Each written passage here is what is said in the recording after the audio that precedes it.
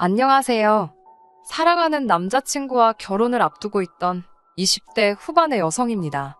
제가 과거형으로 표현하는 이유는 말하지 않아도 아시겠지요? 파혼했어요.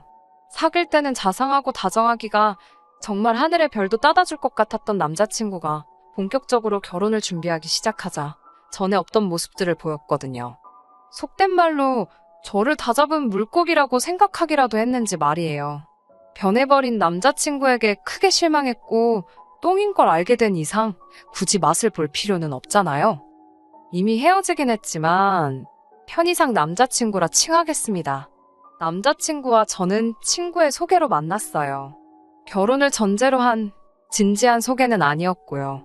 쑥스러운 이야기지만 제가 워낙 낯도 많이 가리고 숫기가 없어서 대학교 때 선배 오빠랑 잠깐 사귀었던 걸 제외하곤 제대로 된 연애를 한 번도 해보지 못했거든요. 어려서부터 줄곧 친하게 지내온 친구는 그런 저를 딱하게 여겼던 모양이에요. 저더러 30살이 되기 전에 친하게 연애 좀 해보라며 제가 부탁한 것도 아닌데 소개팅 약속을 잡아왔습니다. 민망하고 생각만 해도 어색해서 정말 내키지 않았어요. 하지만 친구가 판까지 다 깔아줬는데 싫다고 하면 두 번 다시는 소개팅 안 시켜준다고 엄포를 놓더라고요. 그런 소리를 들으니 왠지 아쉬워서 그렇게 남자친구를 만나게 되었네요. 남자친구의 첫인상은 단정했고 매너 또한 젠틀했어요. 하지만 외모보다도 인상적이었던 건 남자친구의 취향이었지요. 좋아하는 음악이라던가 선호하는 영화 장르, 그리고 주말에 주로 하는 취미생활까지 저와 비슷한 취향을 가지고 있더라고요. 그래서인지 첫 만남임에도 불구하고 대화가 끊어질 틈이 없었네요. 사실 그 무렵 친구들과 만나면 늘상 하는 이야기가 먹고 살기 힘들다거나 개인적으로 짜증나는 일들, 소위 앓는 소리가 대부분이었어요. 그런 시기다 보니 더 피곤해지는 일도 종종 있었고요. 그런데 남자친구와 만나면 대부분의 시간을 서로가 좋아하는 것들이나 관심이 있는 주제에 대한 이야기를 하며 보냈으니 지루함은 고사하고 주중에 쌓여있던 스트레스를 한 방에 날려버릴 수 있었어요. 그렇게 저희는 3개월 동안 친구도 아닌 연인도 아닌 애매한 사이로 데이트를 이어가다가 본격적으로 사귀기 시작했습니다. 나중에 남자친구가 말하길 굳이 사귀자고 해야 한다 생각을 못했다대요. 그리고 사귄 지 8개월 만에 남자친구가 저에게 프로포즈를 해왔습니다. 저와 함께라면 앞으로도 어디서 무엇하든 즐겁고 행복할 것 같다면서 결혼해달라고 하더라고요. 솔직히 조금 촌스러운 방식의 유치한 내용이긴 했지만 크게 감동했었네요. 남자친구의 프로포즈를 받았을 때 솔직히 크게 고민하지 않았습니다. 일단 저 역시 남자친구를 많이 사랑했고요. 또 다른 이유로는 개인적으로 늘 30살이 되기 전에 결혼을 해야겠다 생각했었거든요. 그리고 그런 생각을 갖게 된 데에는 저희 부모님의 영향이 컸습니다. 저희 부모님은 주변에서 닭살 부부라고 부를 만큼 매우 사이가 좋으세요. 여담이지만 저희 아버지는 양념치킨을 좋아하시고 저희 어머니는 후라이드를 좋아하시거든요. 그런데 아버지가 치킨을 사오시는 날이면 그 치킨은 늘 후라이드였고 어머니가 치킨을 사오시면 그날은 꼭 양념이었습니다.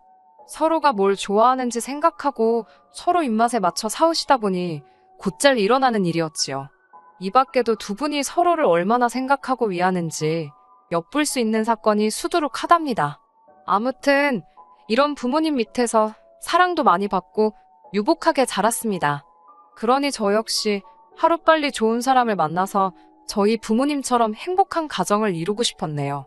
그리고 제가 찾던 바로 그 좋은 사람이 남자친구라고 생각했고요. 하지만 제가 프로포즈를 받아주고 얼마 지나지 않아서부터 남자친구는 점점 다른 사람처럼 변해갔습니다. 지금 돌이켜 생각해보면 변해갔던 게 아니라 원래 그런 사람이었는데 용케 잘도 숨기고 있었던 것 같아요. 정말이지 남자친구가 그렇게 줏대없고 한심한 사람인 줄은 전혀 상상하지도 못했네요. 남자친구는 수도권에 위치한 공기업에 다니고 있었습니다. 공무원은 아니었지만 그래도 정년 걱정은 없는 직장이었지요. 아침 8시까지 출근을 마쳐야 해서 다른 회사들에 비해 약간 이른감이 있었지만 퇴근이 4시 반이라서 본인은 무척 만족스러워했고요. 야근도 없고 주말에 근무할 일도 절대 없었기 때문에 연봉은 진짜 소금처럼 짰습니다. 파혼한 마당에 못할 말이 뭐가 있겠어요? 저는 대학교를 졸업하자마자 중견기업에 입사를 했습니다. 남자친구를 전 소개받았을 때 이미 직장생활 5년 차였고 연봉도 남자친구보다 2천만 원 정도 높았지요. 남자친구 직장과 제 직장만 놓고 본다면 이렇게 표현할 수 있겠네요. 남자친구 직장은 가늘고 길게, 저는 굵지만 길 수도 짧을 수도 있는. 제가 그렇다고 남자친구 직장을 부러워했을까요? 전혀요. 남자친구 역시 제가 자기보다 더 번다고 해서 뭐 중력이 든다거나 전혀 그렇지 않았습니다. 있는 척을 하는 사람은 아니었지만 없는 걸 부끄러워하지도 않더라고요. 솔직히 어떤 때는 전혀 주저하지 않고 남에게 아쉬운 소리를 해대는 남자친구가 남사스럽기도 했어요. 그래도 그때야 제가 사랑에 눈이 먼 상태라서 귀엽다고 생각했어요.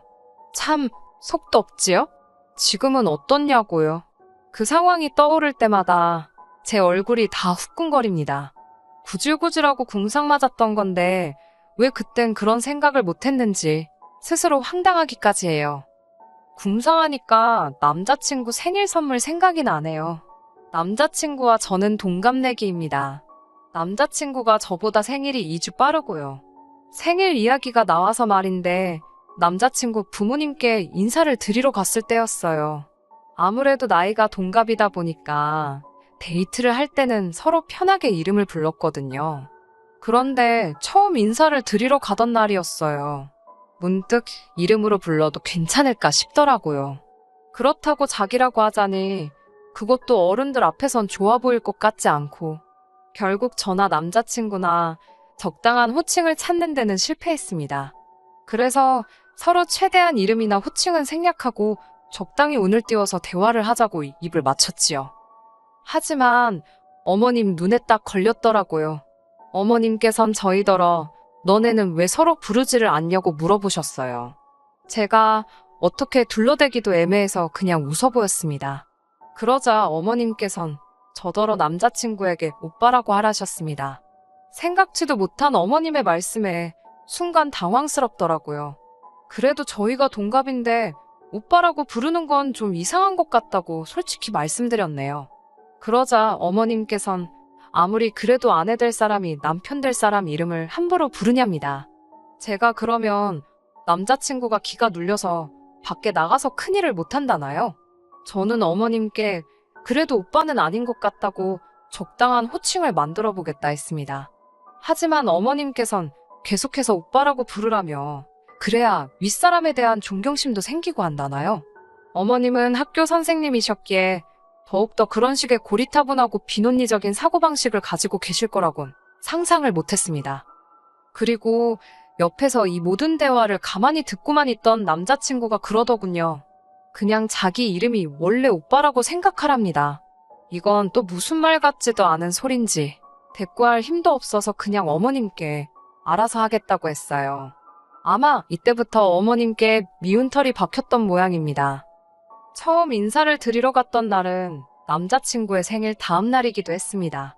남자친구의 생일은 금요일 저녁이었는데 제가 야근이 있어서 만나지를 못했어요. 남자친구는 자기 친구들하고 모여서 생일 축하를 한다고 했고요. 상황이 그렇다 보니 생일 선물을 준비해두긴 했지만 주지는 못한 채로 어머님 아버님 댁에 가게 되었습니다. 상견례 전이기는 했지만 며느리감으로 인사를 드리러 가는 날이었으니 빈손으로 갈 수는 없잖아요. 그래서 백화점에서 한우 세트를 사들고 찾아뵙게 되었지요. 어머님께선 남자친구로부터 제가 김치찌개를 좋아한다는 이야기를 들으셨다며 김치찌개를 끓이셨다 하셨습니다.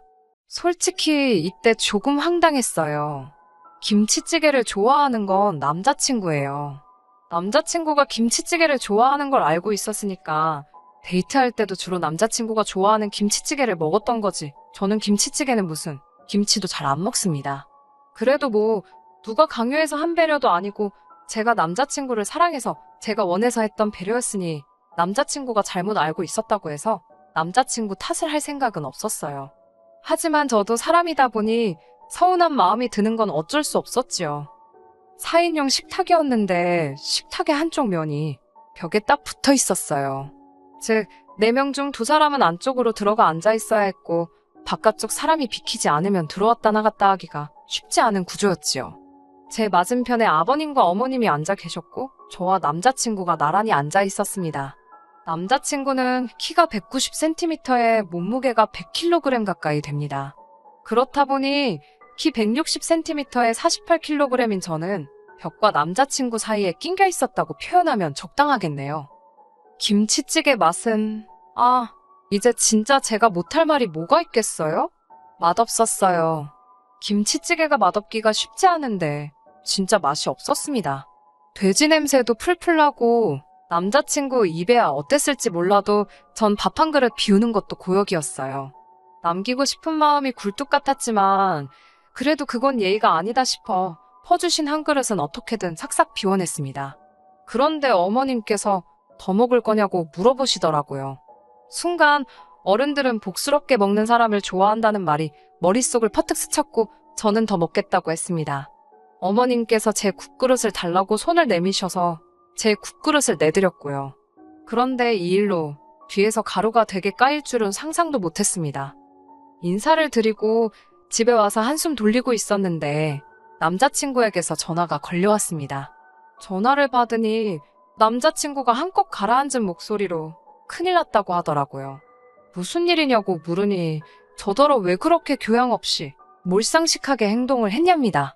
황당해서 그게 다 무슨 소리냐니까 아까 어머니께서 찌개 더 줄 거냐고 하셨을 때 왜 그릇을 드렸냐는 거예요. 그릇을 달라고 하시니까 드렸다고 난 지금 네가 무슨 소리를 하는 건지 모르겠다고 저도 짜증이 나서 화를 냈습니다. 말을 할 거면 똑바로 하라고요. 그러자 남자친구가 한다는 말이 어머님께서 그러시더랍니다. 며느리감이라고 인사드린다고 온 애가 지가 먹을 찌개도 지 손으로 퍼먹을 생각을 안 하냐고요. 다른 가족들이 더 먹을 건지 필요한 건 없는지 제가 알아서 나서서 챙기는지 안 챙기는지 어머님께서 계속 저를 지켜보고 계셨다는 거예요. 제가 어이가 없어서 그러니까 네 말은 내가 지금 니네 집 부엌에서 내 국그릇 들고 찌개 더 먹겠다고 설쳤어야 된다는 거냐고 물었습니다. 그러자 남자친구도 제 말이 맞는가 싶었는지 한동안 말이 없더라고요. 그러더니 기껏 한다는 소리가 그냥 어른이 그렇다면 그런 줄 알지 넌 뭘 그렇게 따지고 드냐입니다. 아까도 오빠 소리 하라고 하면 그냥 내하고 어머님이 보실 때 하는 척만 하면 되는 걸 그렇게 안 한다고 뻗팅기더니 지금도 보랍니다. 그냥 내가 생각이 짧았다. 앞으로는 알아서 잘해보겠다 하면 될 것을 니네 집 부엌이 어떻고 저떻고 왜 그렇게 시시비비를 가리지 못해 안달이냐는 거예요. 그러더니 막판에 한마디 덧붙인 게 아주 가관이었습니다. 여자면 좀 조신하게 알겠어 소리 좀 하랍니다. 다 저 잘되라고 하는 소리지 저 괴롭히려고 하는 소리가 아닌데 뭘 그렇게 따지고 드냐고요. 그 소리를 딱 듣고 나니까요. 솔직히 남자친구가 아니라 무슨 조선시대에서 넘어온 모질이인가 싶더라고요. 설령 어머님이 말도 안 되는 억지를 쓰시더라도 남자친구가 중간에서 잘 끊어냈으면 되는 거잖아요. 구태여 말을 전하지 않을 수도 있었고요. 이 상황에서 결혼하면 사사건건 어머님의 억지 논리를 상대하게 생긴 건 불보듯 뻔한 일이었고 남자친구도 남편이 아니라 남의 편이 되는 건 시간 문제겠더라고요. 그래서 너 그 썩어빠진 정신머리를 고치던가 아니면 이 결혼은 없었던 걸로 하자 했습니다. 나는 앞으로도 할 말은 하고 살 거고 억울한 일은 그냥 넘어갈 생각이 없으니 이런 나를 감당할 수 있으면 결혼하는 거고 자신 없으면 손 떼라고 했네요. 난 어머님이랑 당신 비위 맞춰주려고 결혼하는 거 아니라고요. 이후로 한 2주 가까이 연락이 없었습니다.